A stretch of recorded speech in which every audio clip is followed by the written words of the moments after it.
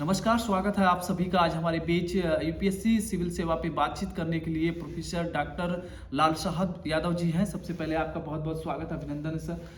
Sir जो civil सेवा की अगर बात करें तो कैसे सिविल सेवा की बच्चे जो है 24 में आने वाला है, 24 चल रहा है तो बच्चे तैयारी कर रहे हैं सिविल से जुड़े हुए बहुत सारे। जौनपुर एक जो है कि इतिहास के पन्नों पे रहता है, एक नाम रहता है कि यहाँ से बच्चे ज़्यादातर सिविल सेवा से परीक्षाएँ निकालते हैं।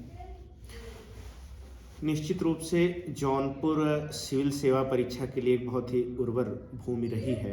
अभी 2023 का रिजल्ट आया है और जिसमें हमारे बहुत से बच्चियों ने और बहुत सारे बच्चों ने बहुत ही बेहतर प्रदर्शन किया है। जी बिल्कुल। तो आगे RO की परीक्षा है, फिर 24 की भी वैकेंसी आने वाली है।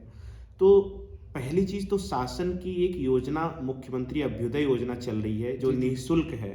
बच्चों में अवेयरनेस हो कि वहाँ जागरूक उसको उससे लाभ लें, अधिक से अधिक उससे लाभ लें जो है।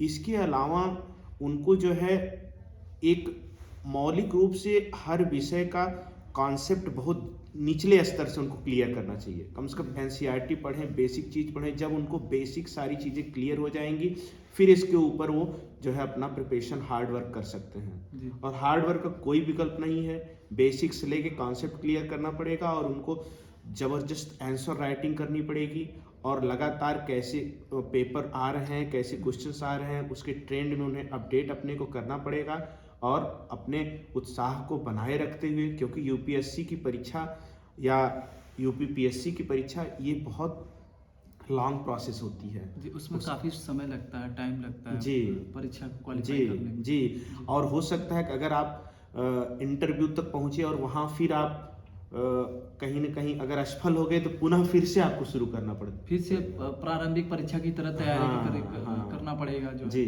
इसलिए लेकिन ये है कि निश्चित रूप से अगर कोई बच्चा मेहनत करता है तो चलो ठीक है, अगर वो नहीं IAS PCS बन पाएगा तो किसी न किसी काबिल तो बन ही जाता है जी। इसके लिए ज़मीनी स्तर से कॉन्सेप्ट क्लियर करके, बेसिक पढ़ के, इंटरनेट NCERT वगैरह की पुस्तकें सर पढ़ के। एक सवाल मेरा है, जो बच्चे ऑनलाइन कोचिंग करते हैं, जो तैयारी करते हैं, क्या उसका भी फायदा किस तरह से बच्चे उठाते हैं? निश्चित रूप से ऑनलाइन में भी अच्छे मटेरियल, अच्छी चीज़ें कहीं कहीं उपलब्ध हैं, लेकिन यह है कि अगर ऑनलाइन में वो मोबाइल पे पढ़ रहे हैं या लैपटॉप पे पढ़ रहे हैं तो उससे कई बार उनका होता है कि अन्य साइटों पे चले जाते हैं और चीज़ों पे चले जाते हैं, डिस्ट्रक्शन ज़्यादा होता है। उनको स्व अनुशासन की उसमें ज़रूरत होती है और किसी ऑफलाइन संस्था से जुड़ते हैं तो वहाँ टीचर प्रॉपर मॉनिटरिंग उनकी करता है और मोटिवेट भी करता रहता है। ऑनलाइन में उन्हें स्व अनुशासित रहने की ज़रूरत है। बाकी तो मटेरियल है ही, बाकी कुछ हेल्थ के भी इशू है, लेकिन आजकल ब्लेंडिंग मोड में लर्निंग हो ही रही है। ऑफलाइन ऑनलाइन दोनों मोड में हो रही है। हमारी सरकार भी प्रयास कर रही है, तो ऑफलाइन भी होना चाहिए और जो चीज़ें कहीं नहीं समझ में आ रही हैं तो ऑनलाइन भी अच्छे अच्छे टीचर उपलब्ध है, मैटर उपलब्ध है, वहाँ की भी मदद ली जा सकती है। तो जो सर सिविल सेवा से जुड़े हुए हैं हमारे बीच, हमारे चैनल पे जो छात्र आपको देख रहे हैं, ऑडियंस से आप क्या कहना चाहेंगे? किस तरह से वो अपनी योजना बनाएं और परीक्षा में सफल हो? मैं यही कहना चाहूँगा आने वाले एस्पिरेंट्स के लिए, विद्यार्थियों के लिए, कि अगर आप डिसीजन ले रहे हो कि मुझे सिविल में जाना है तो पहली चीज़ तो आप अपनी क्षमता देख लो, काबिलियत देख लो, क्या आपके अंदर हार्ड वर्किंग कैपेसिटी है, आप जो है 7-8 घंटे पढ़ सकते हो, मेहनत कर सकते हो, वो डेडिकेशन हो तो आप आइए।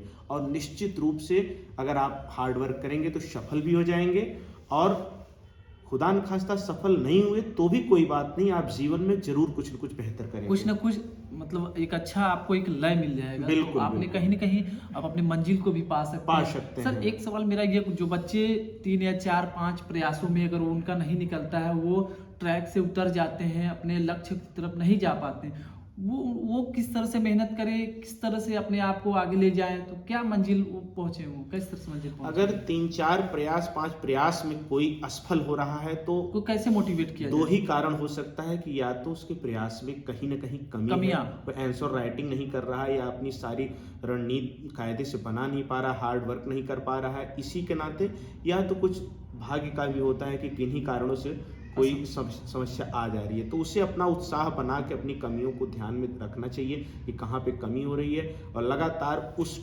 टाइप के आंसर, उस टाइप के एक्सपर्ट से मिलकर अपनी कमियों को इम्प्रूव करें और अपने मार्कशीट देखें बदलाव। कि हाँ कहाँ पे हम कम आ रहे हैं, तो उस टाइप के एक्सपर्ट से मिलके आंसर राइटिंग करके अपना इम्प्रूव करके बेहतर करें। और उसे अन्य भी सेवाओं में जो उसी से पैटर्न पे हैं तो वहाँ भी ट्राई कर लेना चाहिए कि अगर ठीक है वहाँ नहीं हो रहा है तो उसी पैटर्न के अन्य परीक्षा में भी कहीं ना कहीं मेरा हो जाए। हाँ हो जाए जो है। उसके बाद क्योंकि ये ऐसी चीज़ें हैं कि बहुत